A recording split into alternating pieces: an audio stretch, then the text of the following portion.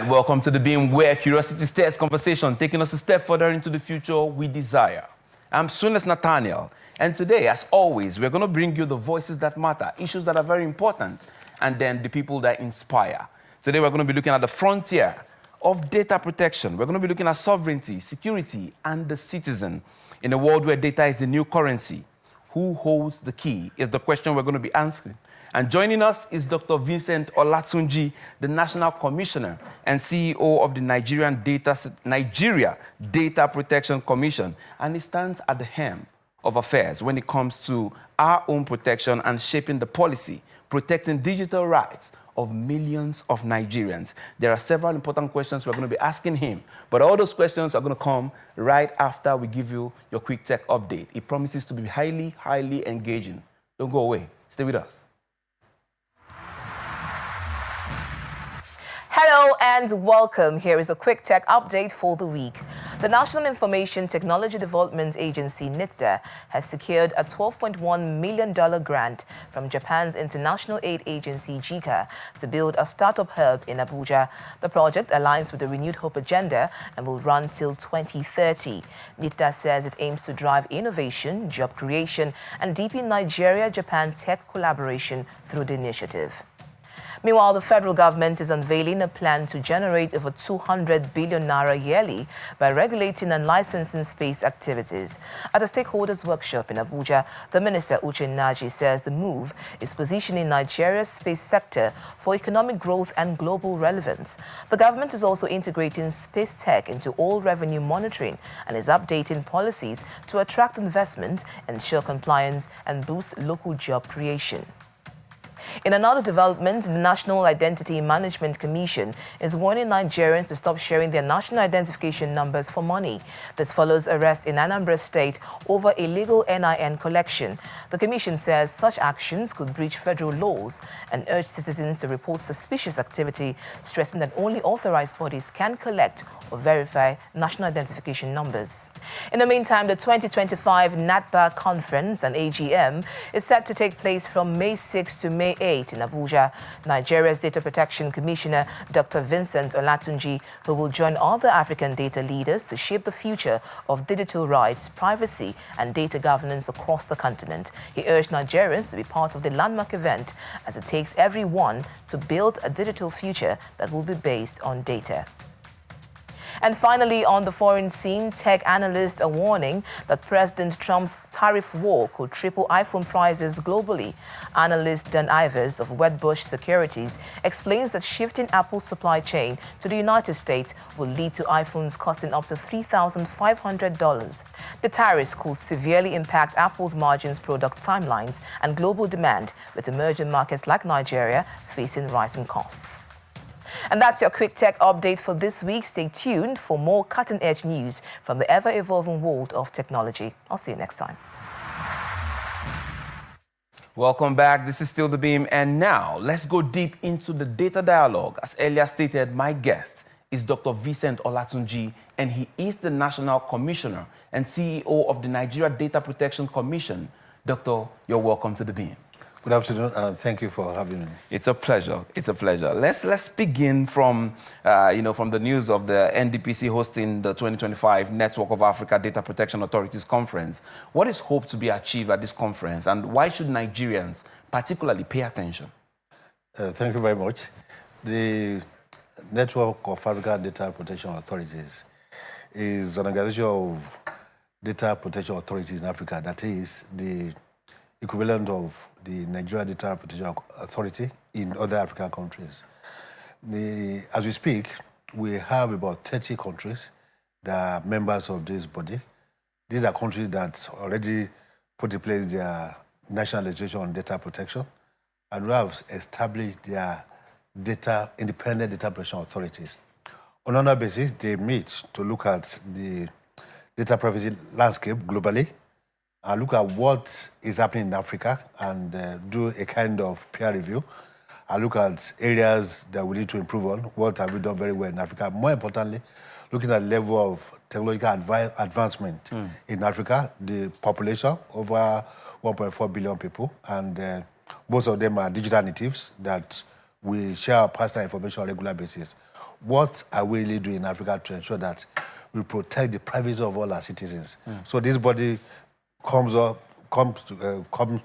meets on an annual basis to look at what is happening and what we need to do to plan for the future to ensure that the rights, the freedom and interest of all Africans, wherever they are, is guaranteed. Why should Nigerians, especially the young people, why should they be concerned about this conference?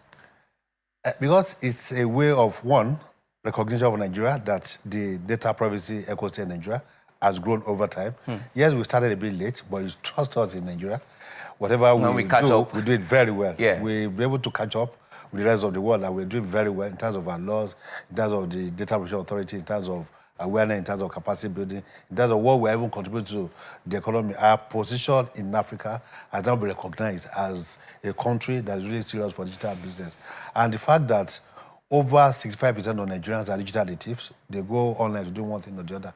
Some of citizens in the country, if you remove digital technology from their lives, you render them useless. Now, in doing that, you share your information on a regular basis. Those you share your information to, what do they do with this information? How do they collect? How do they share? How do they store? Who do they share with? Is there any cross-border transfer of data? These are issues that have concern for all Nigerians. The moment you share your data, you are a data subject. To data controllers and processors, what are they doing with your information? What are they doing with your data? And we need to do a kind of peer review. What is happening in other African countries? Now we're talking about African Free Trade Agreement, Continental Free Trade Agreement. This is talking about having a single digital market for Africa. And there's no way you can have this without digital identity, cross-border transfer of data, of businesses and so on. Even the area of global competitiveness of our businesses, that is our indigenous businesses. What is our position globally?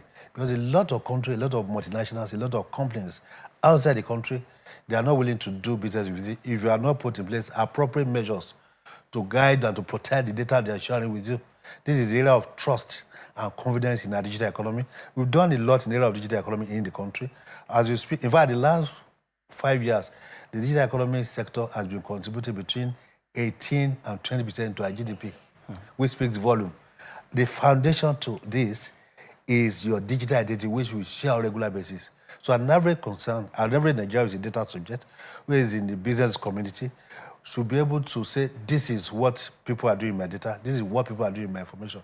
And that's why we brought a lot of experts from this country. There are a lot of experts in data in this country now, and from other African countries and globally. All of them are coming from different parts of the world to look at what is happening in Africa and in Nigeria in particular. It's also a way of marketing our nation. That is a country that is ready for digital business.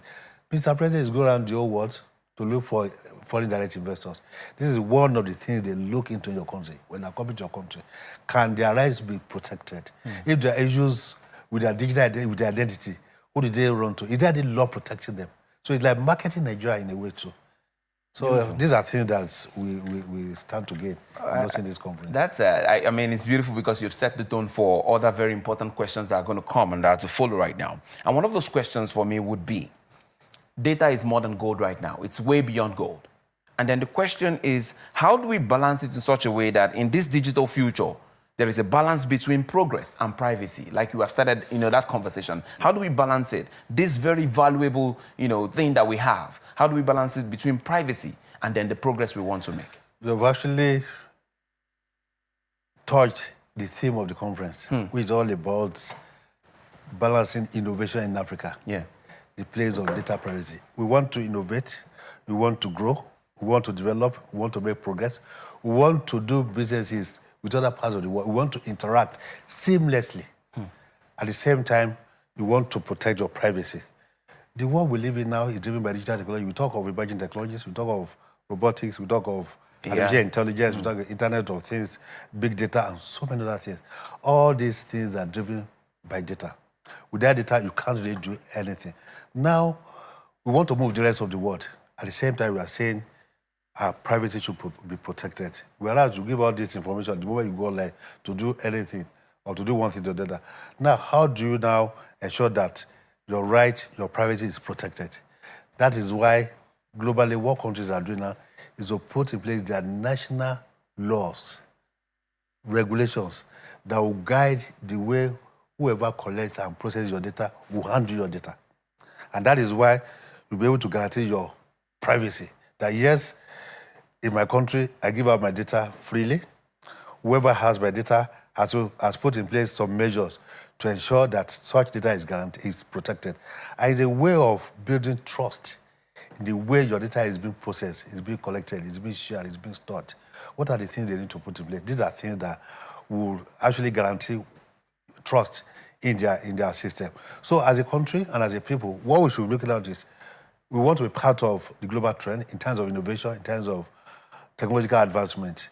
Then how do we protect the interests of our people, the personal information of our people, which can either be sensitive or not sensitive? Your name, your passport number, anything that could be used to identify you as a natural person.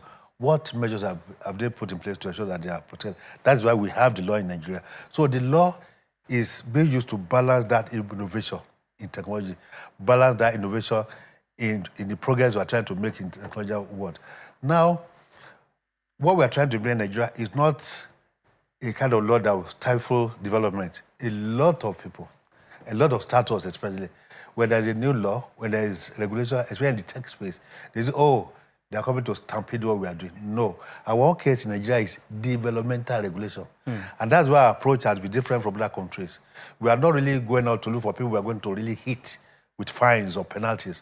All we are trying to do is we invite everybody, we see ourselves as partners. Now, there's innovation, there's growth in technological advancement. Nigeria as a country, we as a people, we want to participate in it. What do we need to put in place? Let's sit down together. If there are some things you are doing as a data controller or processor that we know that are not proper, we call you. You have been doing A, B, C, D in the way and manner you collect and process the data of Nigerians. Kindly do A, B, C, D to ensure that you are building trust in your own organization. Because it's all about value proposition. If you are all allowed to find what value are you adding to the data controllers and processors, we are now telling them there is value in protecting the integrity of the data that you have in your database, that there is no unauthorized access to the data you have in your database, to know that there is no misuse of data that you have in your database. How do you do this? That is where we come in to say, these are the things you need to do in your privacy policy, having a DPO, put in place organizational measures, put in place technical measures to ensure that such data is protected. And that is the balance we are trying to create. Yes, we want to innovate, we want to develop, we want to advance, we want to move the rest of the world. Now, we still want to guarantee the right of our citizens. That is what the law is doing, to ensure that the two are going hand in hand. No one is particularly... overshadows the other. So let's go again, sir, to the next question, which becomes, is there a risk that in the name of security, we might begin to sacrifice privacy? You know, how do we navigate that little space between security, you know, and then privacy, so that it doesn't become, like you said, as if we are encroaching on the rights of the citizens? Yes, as I said before, the law is there to do that. Just that we have to be very careful the way we apply the law and the way we deploy technologies. For instance, a lot of emerging technologies, the applications, the platforms, they are immutable in nature. That is, some of them, when you input your data, to erase or to correct such will be very difficult. Whereas it is your right to be able to rectify your data with data controller at any point in time. It is your right for you to tell the data controller to erase your data from the database. It is your right to say, to refuse being profiled. These are your rights, but the emerging technology can actually guarantee these rights. That is why there is what is referred to as privacy by design or by default. Like right from the very moment you are developing your application, you are developing your solution, you incorporate that aspect of privacy. And there's a lot of innovations that are coming up now that you put what you are doing to test. There's some basic questions you need to ask. That if I do A, B, C, D, has it encroached on the rights of data subject in terms of rectification, in terms of erasure, in terms of portability, and so on? If your answer to this is no, you need to reevaluate what you have done and see, and make sure that you put in place this measure. There is also what we call DPIA, that is the Data Protection Impact Assessment. Now, what it does is to evaluate the solution you're trying to develop or to deploy. Look at the possible risk, likely risk to data subjects. What are the kind of risks that may occur? In case they occur, what do we do? How do we immediately mitigate the effect of this risk? These are things that are coming up. Because in the place, we need to look at the right of the data subject. Look at the principles of data privacy. What are the things that we need to know? Data minimization, purpose limitation, security, storage. These are things that we need to properly study and understand. That for me as a data controller, data processor, I need to understand these principles. I need to understand the rights of data subjects and ensure that where my own technology comes in, I should ensure that it does not infringe on the rights of data subjects. It's not against the principle of data protection. That is the balance we are trying to bring together. And to a large extent, we are creating awareness to ensure that, because a lot of tech guys who develop solutions, they don't even understand data privacy. Most of them, they do data security. And data security is different from data protection or privacy. There's a very, very thin line in between both. It is possible for you to do security. To some extent, you cover some aspect of privacy. But you would not completely cover privacy. And there are some things that an every data subject may bring up that will put you as a data controller, that may put you in serious trouble because you are not taking care of his rights. You have not obeyed the principle of data processing. And that's why we're trying to strike the balance. Yes, you do your security, but at the same time, bring in the area of privacy. And that is why we're advising, or even the law is mandatory in our law in Nigeria, that as a data controller or a data processor, you must engage the service of a data protection officer who oversees your data processing activities, who advises you on what you need to do. This is a fellow that understands the law. He understands privacy. He doesn't want to know anything you are doing about your tech or whatever, but he understands what you need to do, your obligations to data subjects. These are the obligations that as a company, as an entity, as a data controller, that we need to fulfill. And in whatever you are now deploying, whatever you are developing, he will guide you, he will advise you, and ensure that you do the right thing. And that is why, in reporting, the data operation officer should report directly to the management or to the CEO for them to probably understand what they need to put in place to avoid running foul of the law.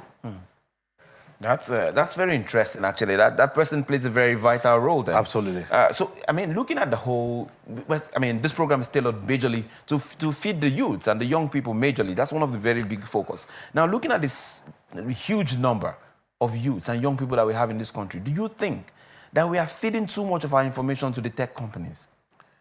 The truth is, if you want to live in the current world, you don't have a choice than to feed your information to tech companies. However, as part of the principle of data protection, we are saying to data controllers, the tech giants, that there is what is referred to as data minimization.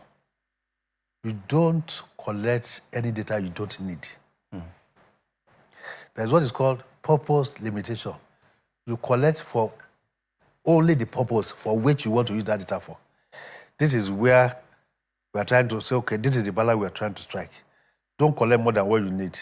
So there is no excess information with you, which may be redundant, and some other people we have access to use against data subjects. Data minimization, too. This is what you need. The purpose you limit it to. These are some of the things that you need to, that will guide you. Now, as a tech-savvy nation, we are a very good percentage of our citizens belong to the youth group, and the only language to understand is this. They have to be careful too in what they give out. One, try to read the privacy policy of the organization you are giving out. But sometimes it's too long. Too lengthy. That is part of what we are preaching now. Is there a way we can make it That shorter? is what we are preaching now, that make your privacy policy short, straightforward, simple, and that anybody can read and understand. If it's too lengthy, if you are hiding something, that is lack of transparency. Because you have to be transparent to tell me this is what you want to collect from me. This is how you want to use it. If you are hiding anything in the lengthy data privacy, that is against the law. So you are present that your data processing activity is not transparent. That's where we come in. To say yes, because you have put too many things there, it is not, how can you expect me to go and read about 50 pages because I want to I'll use a solution? These are things that we are telling them. Transparency is really key to the major principle. They need to be transparent. Let them know what you want to do. I've been sure. So if they don't want it, fine. If they don't want it, they will let you know. So it's all about balancing these things. We cannot afford not to use technologies. That is the truth. Unless you want to become obsolete, whatever you are doing. In physical, in the social interactions, in businesses, in sports, in just of anything. We depend on digital technologies. I can't remember the last time I went to the banking hall, and I'm sure it's like that to almost everybody.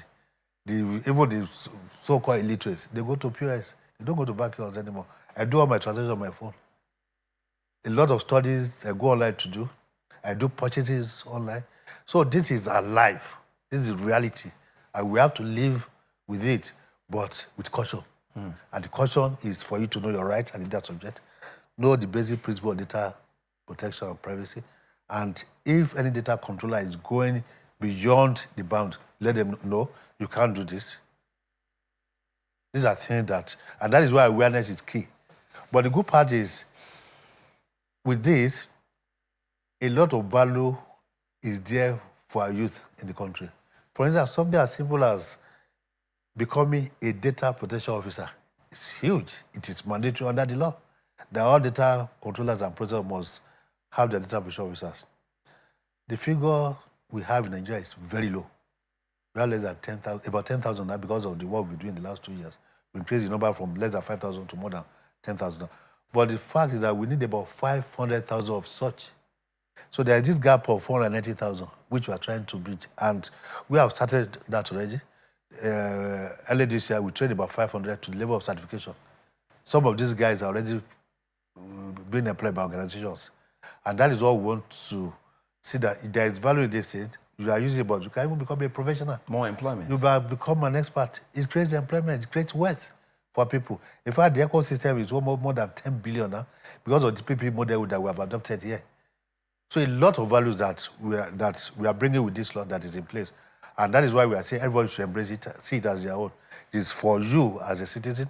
It has a lot of value to you as a citizen that is a data subject, and to data controllers and processors. All right, thank you very much, Dr. Vincent Olatunji. Thank you very much for your insights and the beautiful work you guys are doing at the data protection. We're hoping that we see that translate more into those employments and opportunities. Definitely, definitely. All right. Working together. Okay, yeah, the data age is here, and it will demand more than compliance. It will demand consciousness. And this is not just about the servers and the systems. It is about people, their stories, and their rights. It is not whether data will define us. The question will be, who defines the data? I'm Sunes Nathaniel, and until next time, stay curious, stay engaged, stay involved, and keep beaming your light where it matters most. May this nation continue to rise and flourish.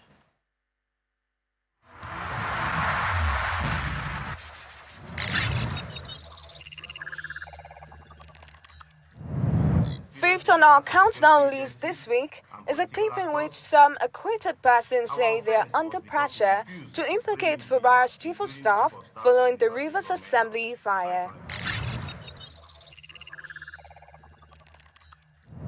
And in fourth place, a Nigerian music icon speaks about his latest song, which he says was in reply to Sheyi Tinubu's claim that the current president is Nigeria's best. Defending his father. If he never talked about it, I wouldn't have recorded a song like that. So I am answering him, by, replying him with that video that he made. So if Sheyi had kept quiet, I wouldn't have said anything directly to him. Coming third on our list is an interview in which activist Omoyele Sowore blasts the police force for its treatment of protesters across the nation. There were 3 persons that were arrested, and one of them a journalist today. They were made to lay down in what we call gutter, the drainage, and they poured tear gas on them. They beat them silly with the plank attached to their placards. We just got them released this evening. That's the police force you don't want us to protest against.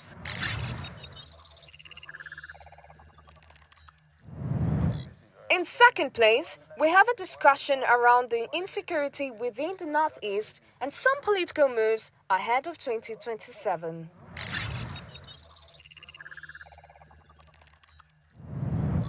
And finally, our most viewed video this week shows members of the Take It Back movement arguing vehemently that the police cannot tell them when to protest.